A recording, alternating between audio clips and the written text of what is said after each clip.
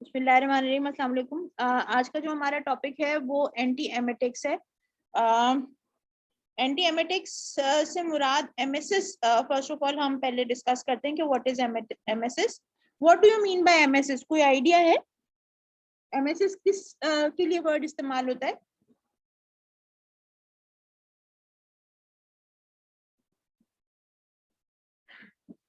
Basically MSS जो है वो सेकंड नेम है वॉमिटिंग के लिए।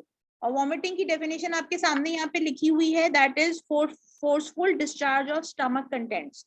ठीक है जी। अच्छा, अब ये जो स्टमक कंटेंट्स का जो फोर्सफुल डिस्चार्ज है ये काफी तकलीफदेह हो जाता है पेशेंट्स के लिए, और अगर किसी किस्म की कोई बीमारी है तो वो चीजें और प्रॉब्लमेटिक हो जाती हैं। तो कभी कभी ये होता है कि अगर एक नॉर्मल तरीका है, बदहजमी हुई है, उसकी वजह से एक आधा टाइम हो जाए तो वो इतना कोई ट्रबलसम नहीं होता। लेकिन अगर किसी दवा का एडवर्स इफेक्ट है या किसी बीमारी के नतीजे में इस तरह से कुछ हो रहा है तो वो थोड़ी सी प्रॉब्लम हो जाती है। उसका जो हल है वो यही है कि आपको कुछ ऐसी मेडिसिन देनी पड़ती हैं जो कि एमएसएस को रोक सकें या उल्टी का जो प्रोसेस है उसको कंट्रोल कर सकें। अब उसके लिए हम आगे चलते हैं तो इसके बाद फिर वॉमिटिंग के अलावा एक और जो प्रोसेस होता है वो होता है नॉसिया। नॉसिया का मतलब क्या है कि वॉमिटिंग हो नहीं रही है, बस एक फीलिंग आ रही है कि वॉमिटिंग हो जाएगी। सही है। तो इट्स अ डिस्कम्फर्ट, स्टमक में भी हो सकता है, अपर चेस्ट में भी हो सकता है।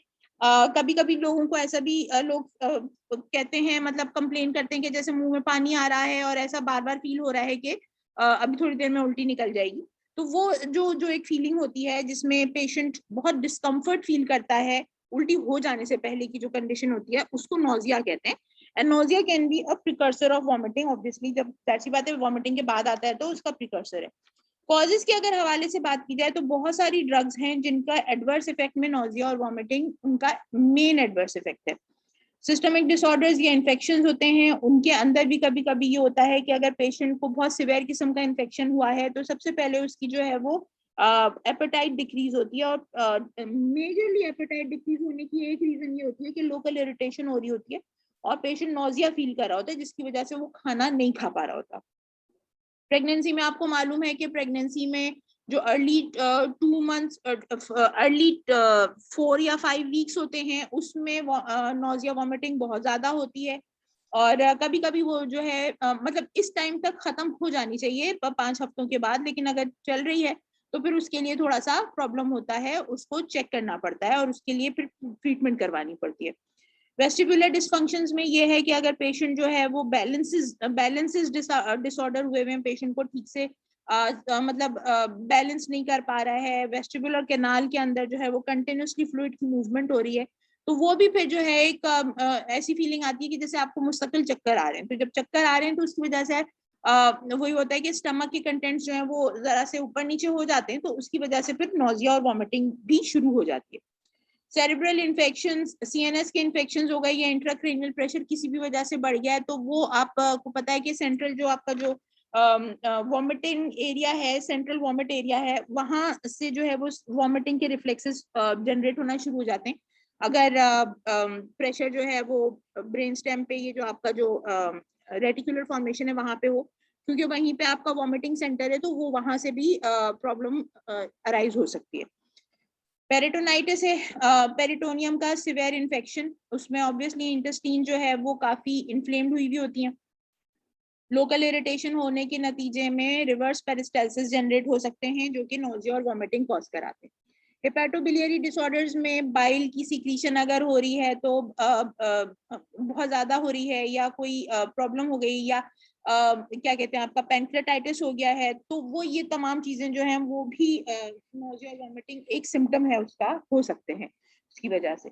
अच्छा, इसके बाद फिर आपके पास है रेडिएशन और कीमोथेरेपी। ये एक बहुत ही नोन फैक्ट है आजकल। सबसे ज्यादा जो नोजिया वॉमिटिंग की जो कॉजेज हैं, मेजर कॉजेज हैं, वो यही कि पेशेंट्स जो हैं वो जिनको कैंसर्स हैं तो कैंसर्स भी नोजिया वॉमिटिंग कराते हैं, और उनकी जो थेरेपी है, रेडिएशन थेरेपी या कीमोथेरेपी, वो भी नोजिया वॉमिटिंग कराती है और बहुत ज्यादा कराती है।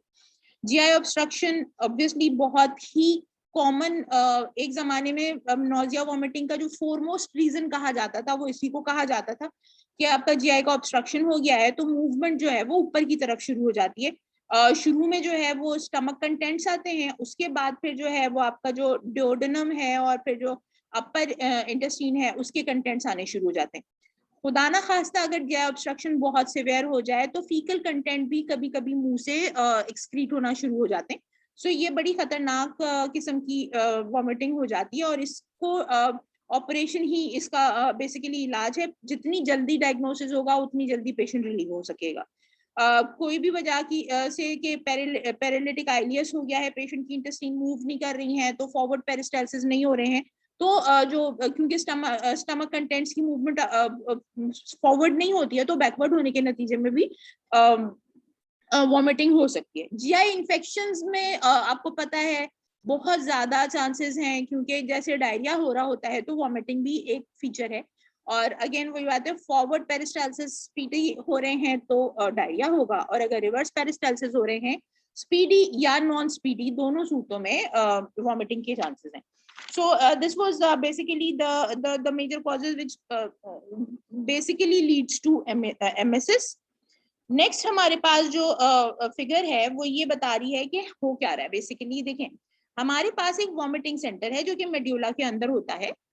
इस वॉमिटिंग सेंटर को जो इनपुट्स मिलते हैं वो देखिए कहाँ कहाँ से मिल रहे हैं। एक तो लेब्रिंथ से मिल रहे हैं, ये आपका वेस्टिबुलर सिस्टम है जो कि आपके एयर के अंदर होता है, जो सेमी सर्कुलर कैनाल आप लोगों ने पढ़े होंगे। वो हमारी जो बॉडी है उसको बैलेंस कर रहे होते हैं। तो इसमें अगर कोई भी एबनॉर्मेलिटी हो जाए तो वॉमिटिंग सेंटर्स जो हैं वो एक्टिवेट हो जाता है और उल्टी हो सकती है। फिर इसके अलावा स्टमक और स्मॉल इंटेस्टाइन में कीमोथेरेपी हुई है, सर्जरी हुई है, रेडिएशन हुई है, ये चीजें लोकल इरिटेशन करती हैं जीआईटी की। जीआईटी की लोकल इरिटेशन के नतीजे में chemo receptor trigger zone CTG activate होता है। इन एडिशन टू दैट कि ये जीआई की लोकल इरिटेशन से chemo receptor trigger zone activate हो रहा है। तीन और जो मेजर रीजंस हैं वो है कीमोथेरेपी के डायरेक्ट इफेक्ट सीटीजी के ऊपर, एनेस्थेटिक्स का इफेक्ट सीटीजी के ऊपर, और ओपियोइड एनाल्जेसिक्स का इफेक्ट सीटीजी के ऊपर। ये भी फिर जो है सीटीजी को एक्टिवेट करता है, और सीटीजी एक्टिवेट होने के बाद वॉमिटिंग सेंटर की के अंदर जो है वो एक क्या कहते हैं एक्टिवेशन शुरू होती है, रिफ्लेक्सेस जनरेट होते हैं और वॉमिटिंग हो सकती है। एक और जो इनपुट है हायर कॉर्टिकल सेंटर्स का, उसमें ये कि सेंसरी इनपुट है, पेन हो गया, स्मेल या साइट, कोई भी गंदी साइट, समझ लो कि आप सामने किसी को उल्टी करते हुए देख रहे हैं, अच्छा वो, या फिर बहुत गंदी स्मेल फैली हुई है, ऑटोमेटिकली एक होता है कि बंदे को उबकाई आती है, और अगर वो अपना ऊपर ज्यादा काबू नहीं है तो उल्टी करके निकाल देता है। ठीक है, तो इस सेंसरी इनपुट्स बहुत काम करती हैं। बहुत शदीद पेन है अगर आपको, वो भी आपका जो हायर सेंटर है उसको एक्टिवेट करेगा। हायर सेंटर एक्टिवेट होने के नतीजे में वॉमिटिंग होती है। एक और जो मसला है वो ये कि साइकोलॉजिकल भी इफेक्ट है, कि कुछ मेमोरी में है, कोई चीजें हैं पुरानी जो देखी, उनको जब भी आप सोचेंगे बहुत ही गंदी थी, आपको उनको देखकर या उनकी वजह से उल्टी हो गई थी, तो वो उसको मेमोराइज करने में भी आपको बार बार वही फीलिंग आएगी, और आप दोबारा दोबारा जो है वो उल्टी करने वाली मतलब एक नौजिया वाली फीलिंग रहती है। किसी किस्म का फेयर, बहुत ज्यादा अगर बहुत एक्सपेक्टेशंस हैं, वो तमाम चीजें मिलके जो है आपके हायर सेंटर को एक्टिवेट करती हैं। वॉमिटिंग सेंटर एक्टिवेट होता है मेडुला में, और फिर आपकी वॉमिटिंग का रिफ्लेक्स जनरेट होता है। वॉमिटिंग का रिफ्लेक्स जनरेट होने के नतीजे में रिवर्स पेरिस्टाल्सिस होती है स्टमक के अंदर, और बैकवर्ड मूवमेंट शुरू हो जाती है स्टमक कंटेंट की, एंड इट गोज आउट। दो तरीके होते हैं, एक हल्के से बिल्कुल वॉमिटिंग होती है, और एक होता है कि जी बिल्कुल बहुत ही मतलब क्या कहना चाहिए, वोलेटाइल किस्म की, बिल्कुल थ्रो करना जैसे ना, बहुत ज्यादा निकल के आना, तो इस तरह की चीज होती है। उसकी वजह से जो है वो फिर वॉमिटिंग होती है। एक दफा की वॉमिटिंग कोई प्रॉब्लम नहीं है, कंटिन्यूसली अगर वॉमिटिंग हो रही है तो उसका इलाज करना जरूरी हो जाता है, और पेशेंट को जो है वो अब देखना यह है कि हमको किस तरह से इसको चेक करना है, किस तरह से हमें इसको हल करना है मसले को ना। तो लेकिन अब इसमें हमें ये भी पता होना चाहिए कि हमारे पास यहाँ पे न्यूरोट्रांसमीटर्स कौन से हैं जो कि जिनको हम टारगेट कर सकते हैं वॉमिटिंग को रोकने के लिए, क्योंकि बेसिकली हमारा जो ट्रीटमेंट पर्पज है वो ये है कि किसी तरह से ये तमाम जो रिफ्लेक्स है वो खत्म हो जाए और पेशेंट को आराम आ जाए। तो यहाँ पे कुछ चीजें देखने वाली है जो बहुत इंपॉर्टेंट है, वो ये कि जीआई का जो अगर लोकल इरिटेशन हो रही है तो यहाँ पे आपके पास जो है ना 5HT3 यानी सेरोटोनिन का जो 5-HT3 रिसेप्टर्स हैं यहाँ पे मौजूद होते हैं, और सेरोटोनिन की एक्टिविटी जो है वो लोकल इरिटेशन के नतीजे में सेरोटोनिन का रिलीज होता है, रिसेप्टर्स एक्टिवेट होते हैं, लोकल इरिटेशन कॉज करते हैं जो कि सीटीजी तक रिफ्लेक्सेस जाते हैं और वॉमिटिंग सीएनएस के जो है ऑब्वियसली इसके अलावा फिर वेस्टिबुलर सिस्टम है, इसको आपकी जो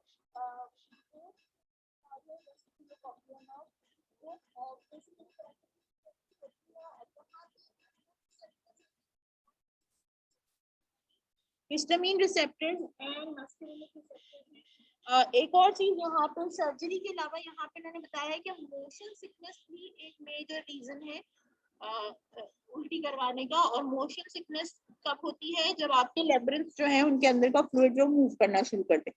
आमतौर पे आपने देखा होगा बहुत सारे लोग होते हैं जिनको जहाज में एकदम से जब टेक ऑफ कर रहा होता है, जो एकदम से चेंज ऑफ प्रेशर आता है, उसकी वजह से उल्टी हो जाती है। बहुत सारे लोग हैं क्योंकि समुद्री जहाज में ये होता है कि कंटिन्यूस मूवमेंट हो रही होती है, स्टमक अपसेट होता है उसमें, लेकिन जो कंटिन्यूस मूवमेंट होती है उसकी वजह से आपका जो सेमी सर्कुलर कैनाल है वो भी एक्टिवेट हुआ होता है, तो वो भी फिर जो है वो डिस्टर्बेंसेस क्रिएट करता है और बहुत ज्यादा वॉमिट कॉज करवाता है। कि जो यहाँ से जो रिफ्लेक्सेस जा रहे हैं स्टमक से या इंटेस्टाइन से, वो 10th क्रेनियल नर्व जो है आपकी, जो वेगस नर्व है, वो लेकर जा रही है कीमोरिसेप्टर के वजह से। अच्छा, जो रिसेप्टर्स आपके पास मौजूद हैं वो कौन कौन से? आपका डोपामिन रिसेप्टर्स है, ठीक है जी। उसके अलावा ओपियोइड रिसेप्टर्स हैं,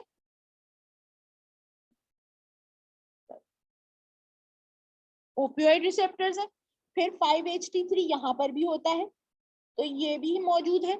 और उसके अलावा न्यूरोकाइनिन 1 रिसेप्टर्स, ये तमाम रिसेप्टर्स जो हैं वो सीटीजी में मौजूद होते हैं। और ये क्या करते हैं कि अगेन इनकी एक्टिवेशन के नतीजे में वॉमिटिंग सेंटर जो है वो वॉमिटिंग रिफ्लेक्सेस जनरेट करता है।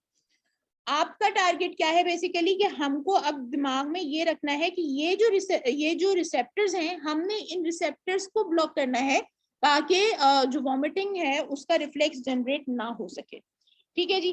काफी लंबी लिस्ट थी, जो मेजर चीजें नजर आई। आगे मैंने मजीद भी 1-2 ग्रुप्स ऐड किए हैं, लेकिन जो मेजर ग्रुप्स हैं इसमें एंटी एमेटिक्स के, उसमें एक है 5-HT3 एंटागोनिस्ट जो कि लोकल और सेंट्रल कीमोरिसेप्टर ट्रिगर जोन दोनों जगह काम करता है। फिर न्यूरोकाइनिन रिसेप्टर्स, अभी मैंने आपको बताया, सीटीसी में काम करता है। एंटी साइकोटिक एजेंट्स हैं, D2 रिसेप्टर्स पे काम करते हैं ये। यहाँ पे मैं आपको बता देती हूँ थोड़ा सा जनरल। 5-HT3 है तो ये सीटीजी और GIT दोनों जगह काम करता है। न्यूरोकाइनिन रिसेप्टर जो है वो सीटीजी में काम करते हैं। एंटीसाइकोटिक एजेंट है, D2 रिसेप्टर्स के ऊपर काम करता है और सीएनएस के अंदर काम करता है, यानी सीटीजी। बेंजामाइड मेटोक्लोप्रोमाइड जो है ये भी डोपामिन रिसेप्टर्स के ऊपर काम करता है। कैनाबिनॉइड जो है वो ओपियोइड रिसेप्टर्स के ऊपर काम करते हैं, ठीक है। और इस तरह से चलता है आगे। आपका हिस्टामिन, एंटी हिस्टामिन्स भी हैं जो मैंने यहाँ पे लिखना भूल गई, मतलब नई जगह स्पेस सही से नहीं बन रही थी, मैंने आगे लिखे हैं।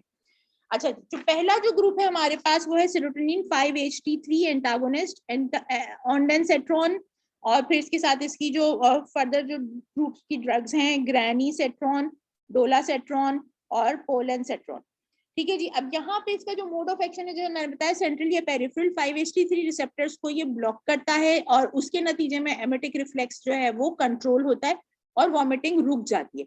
जो होनी है ऑब्वियसली, जो एक कंटेंट जमा हो चुका है स्टमक में वो और रिफ्लेक्सेस पहले ही रिलीज हो चुके हैं, वो तो जरूर होंगे, लेकिन आगे मजीद रिफ्लेक्सेस बनने जो है वो रुक जाते हैं। अच्छा, इसके बाद फिर जो इम्पोर्टेंट चीज है वो ये कि कीमोथेरेपी के जो नोजिया वॉमिटिंग है उसमें आमतौर पे या पोस्ट ऑपरेटिव या पोस्ट रेडिएशन नोजिया वॉमिटिंग जो है उसके लिए हम इसको पेशेंट को दे रहे होते हैं। और ऑन्डेनसेट्रॉन तो मैं आपको बता रही हूँ कि हमारे यहाँ क्योंकि ये केस कैंसर पेशेंट था तो हमने देखा था कि घर के इस्तेमाल के लिए भी ऑन्डेनसेट्रॉन दी थी, जब ओरल था तब भी और जब आईवी था तब भी। और उसके बाद जो है उन्होंने जो है वो किया था, क्या कहते हैं, बाद में फिर जो है वो हॉस्पिटल में भी कीमोथेरेपी शुरू होने से भी पहले और कीमोथेरेपी होने के बाद भी इसकी ड्रिप्स लगते थे 100 ml वाले या 150 ml वाले।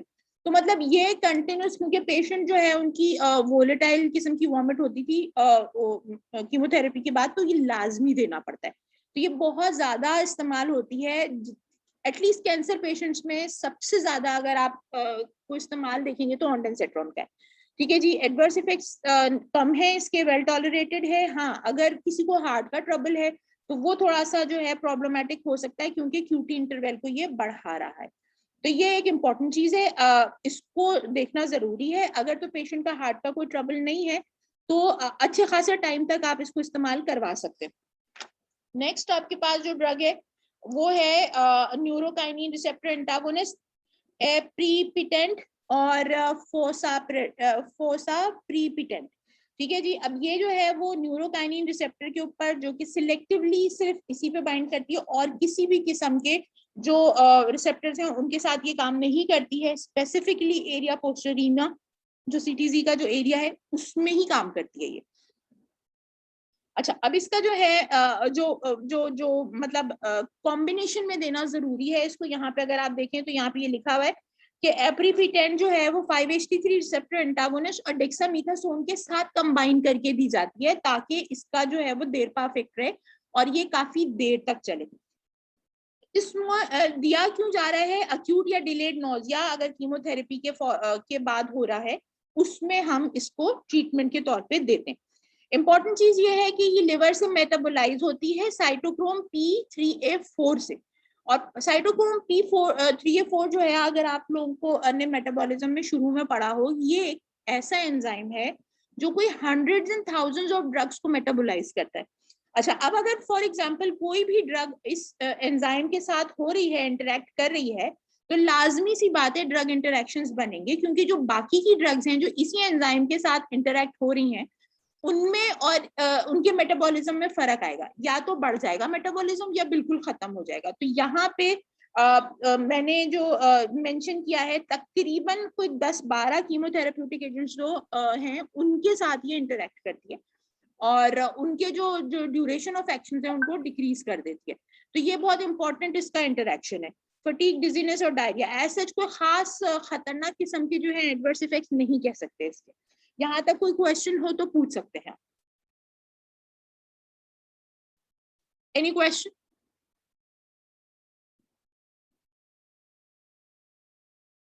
एनीबॉडी? अगर बात समझ में आ रही है, हम आगे प्रोसीड करें तो प्लीज हैंड रेस कीजिए। ठीक है, थैंक यू सो मच। आगे चलते हैं। अच्छा, इसके बाद फिर हमारे पास है एंटीसाइकोटिक एजेंट है ब्यूटायरोफिनोन में ड्रोपेरिडोल। ये बहुत इंपॉर्टेंट जो ड्रग है। यूजुअली ये एंटी एमेटिक इफेक्ट के लिए इस्तेमाल नहीं करनी चाहिए, क्योंकि इसके एंटीसाइकोटिक इफेक्ट्स भी हैं। ये जब तक हमारे पास स्पेसिफिक जो रिसेप्टर स्पेसिफिक ड्रग्स नहीं आई थी तब हम इसको इस्तेमाल करते थे। Central dopaminergic non selective agent है ये। प्लीज ये याद रखिएगा कि जितने हमारे पास जो डोपामीन पाथवेज हैं उन सब पर काम करती है, और यही वजह है कि अब इसका यूज इतना ज्यादा नहीं है। अनटिल अनलेस आपकी बाकी की जो सिलेक्टिव एजेंट्स हैं वो रिस्पॉन्ड ना कर रहे हो तो आप ड्रोपेरिडोल देते, अदरवाइज नहीं दे रहे होते। वजह उसकी ये है कि ये एक तो सेडेशन कॉज करता है, और सबसे इंपॉर्टेंट जो इसकी चीज है वो ये दो चीजें, extra pyramidal effects, hypotension and prolongation of QT interval. इनका जो क्यूटी इंटरवल प्रोलोंगेशन है वो अच्छा खासा है, एरिथमियास जनरेट कर देता है ये बहुत एक खतरनाक चीज है इसकी। और दूसरा, एक्स्ट्रा पैरामिडल सिम्टम्स जो हैं वो बहुत खतरनाक है। यानी एक्स्ट्रा पैरामिडल सिम्टम्स हर उस ड्रग के आते हैं जो नॉन सिलेक्टिव डोपामीन एंटागोनिस्ट होती है। तो इसको चीज को देखना बेइंतहा जरूरी है, और जब तक कि बेइंतहा डायर नीड ना हो हम इस ड्रग को इस्तेमाल नहीं कर रहे होते। अच्छा, वैसे बेसिकली इस्तेमाल की क्यों जाती है? पोस्ट ऑपरेटिव नोजिया वॉमिटिंग के लिए, सिडेशन पर्पस के लिए इस्तेमाल करते हैं, सर्जिकल और एंडोस्कोपिक प्रोसीजर्स के अंदर। ठीक है जी, आगे चलते हैं। बेंजामाइड, मेटोक्लोप्रोमाइड है, ट्राइमीथोबेंजामाइड है, और डोपामीन रिसेप्टर ब्लॉकेज करता है। अगेन वही चीज है इसकी भी, नोजिया और वॉमिटिंग को ट्रीट करने के लिए हम इस्तेमाल कर रहे होते हैं। अगेन इसका प्रॉब्लम क्या है कि एक्स्ट्रा पैरामिडल साइड इफेक्ट्स हैं जो ज्यादा खतरनाक हैं, वो ये 3 है, restlessness, dystonia and parkinsonian symptoms. ये काफी परेशान कुन हो सकता है पेशेंट के लिए इन द लॉन्ग रन। अगर पेशेंट को एक लंबे अरसे के लिए आपने देना है तो ये ड्रग जो है वो एट होल्ड रखें अनटिल अनलेस कोई और ड्रग नॉन रिस्पॉन्सिव हो जाए, तो कुछ देर के लिए इसको इस्तेमाल कराएं और उसके बाद वापस से बैक टू दैट जो सेफर ऑल्टरनेटिव है उसके तरफ जाना जरूरी है। ठीक है जी। फिर कैनाबिनॉइड्स में आ जाता है ड्रोनाबिनॉल एंड नेबिलोन। ड्रोनाबिनॉल जो है वो मेजर साइकोएक्टिव इंग्रेडिएंट है मारिजुआना का। ये एक रिक्रिएशनल एजेंट है और सिंथेटिक एनालॉग है ऑफ टेट्राहाइड्रोकैनाबिनॉल, जो कि कैनबिस है बेसिकली, जो कि नेचुरल प्रोडक्ट है, उसका सिंथेटिक एनालॉग है dronabinol. Mode of action as such खास मालूम नहीं है, जो थोड़ा बहुत ढूंढ ढांड के जो मैंने निकाला वो ये कि पार्शियल एगोनिस्टिक एक्टिविटी है कैनाबिनॉइड रिसेप्टर्स के ऊपर। ठीक है जी। और बेसिकली जो है ये साइको एक्टिव एजेंट है। आमतौर पे इसका इस्तेमाल नहीं करना चाहिए क्योंकि ये जो है वो एडिक्टिव प्रॉपर्टी रखती है। लेकिन इसका जो बेसिक जो इम्पोर्टेंट है, जो जिस काम के लिए देते हैं, क्योंकि कैनबिस या मारिजुआना लेने वालों के साथ होता भी यही है कि जो इसकी वो कर रहे होते हैं कि जिन लोगों को इसकी एडिक्शन है उनको भूख बहुत लगती है, उनको उल्टी नहीं आती। ठीक है जी। सो ऐसे मरीजों को और ऐसे पेशेंट्स को जिनको कीमोथेरेपी इंड्यूस्ड नोजिया है और वो अब बिल्कुल मूवमेंट इनकी मतलब वो थोड़ी सी मतलब एक थोड़ा सा वो होता है ना जो पैलिएटिव केयर की तरफ चले जाते हैं, उनको थोड़ा सा मेंटल सुकून की भी जरूरत है, तब ये ड्रग जो है वो इस्तेमाल की जा सकती है। लेकिन आमतौर पे वो लोग जिनको नॉर्मल रूटीन एक्टिविटीज भी मेंटेन करनी है लेकिन उनकी ये तबीयत खराब मुस्तकिल चल रही है, तो उनको जो है ये ड्रग नहीं दी जाएगी क्योंकि ये उनके लिए काफी खतरनाक हो सकती है। अब आप एडवर्स इफेक्ट से आप नोट कर सकते हैं euphoria, dysphoria, sedation, hallucination, dry mouth and increase appetite. Increase appetite, dry mouth को अगर हम थोड़ी देर के लिए छोड़ दें, हालांकि ड्राई माउथ को भी छोड़ा नहीं जा सकता, बहुत तकलीफ से हो जाता है। आपको मालूम है कि वो जो रोजे के एंड के करीब जो वो एक जो ड्राई माउथ मुंह चिपकना शुरू हो जाता है, वो कंटिन्यूसली 24 घंटे रहना ड्रग के एडवर्स इफेक्ट के तौर पे, तो वो फीलिंग आना। लेकिन जो ज्यादा खतरनाक चीज है वो सेडेशन है।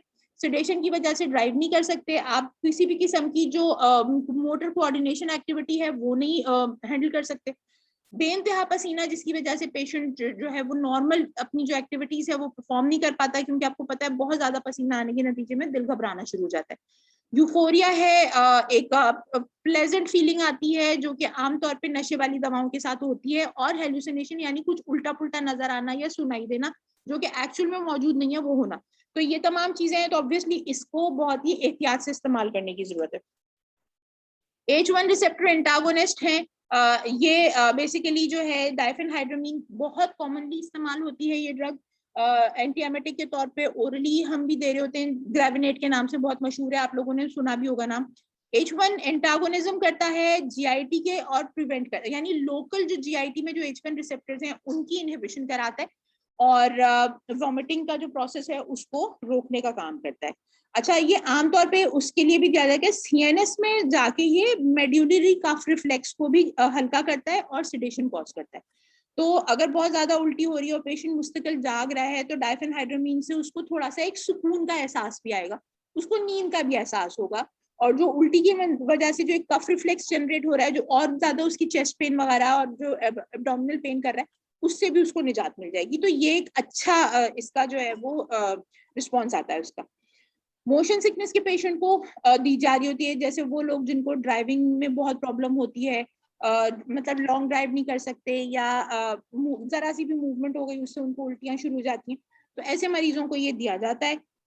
Again insomnia, allergies, प्लूराइटिस and urticaria के लिए क्योंकि H1 रिसेप्टर है, एंटी एलर्जी है, तो उसके लिए इस्तेमाल करवाते हैं इसको।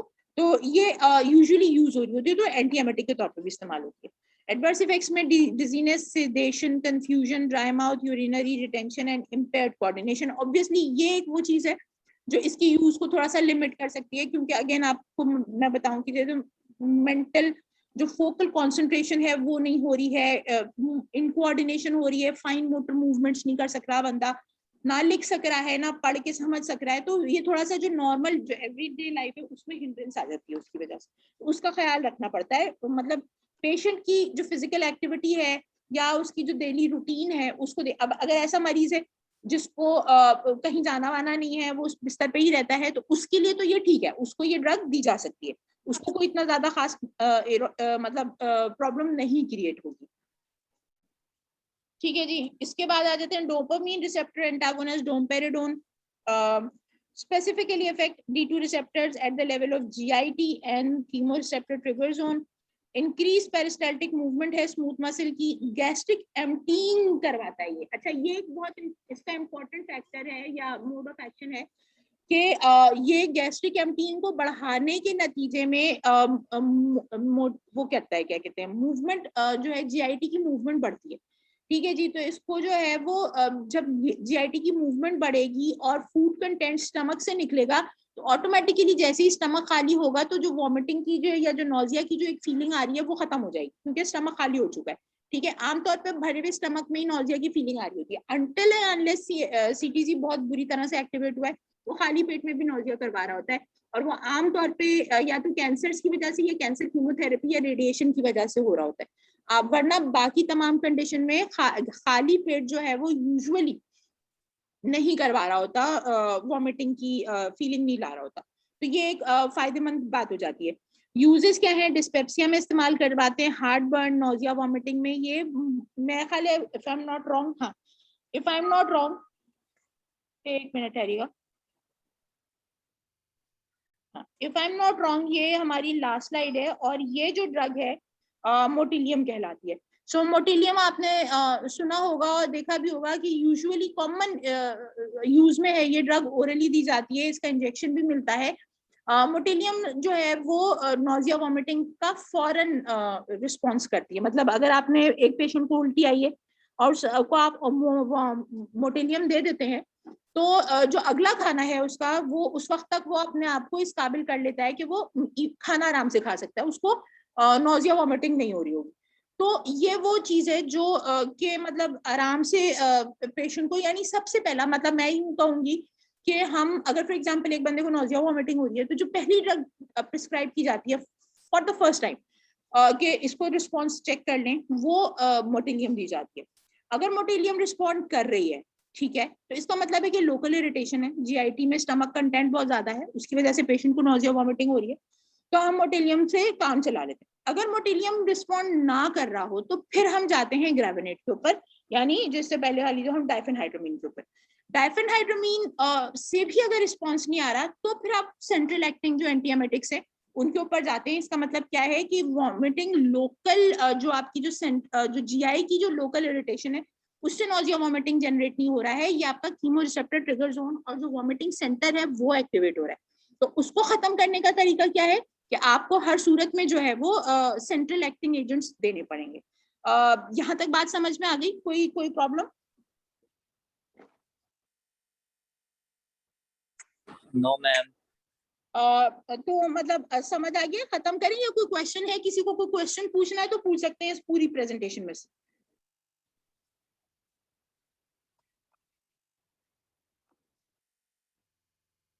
Anybody who wants to ask something?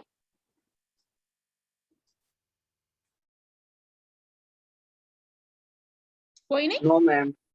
Okay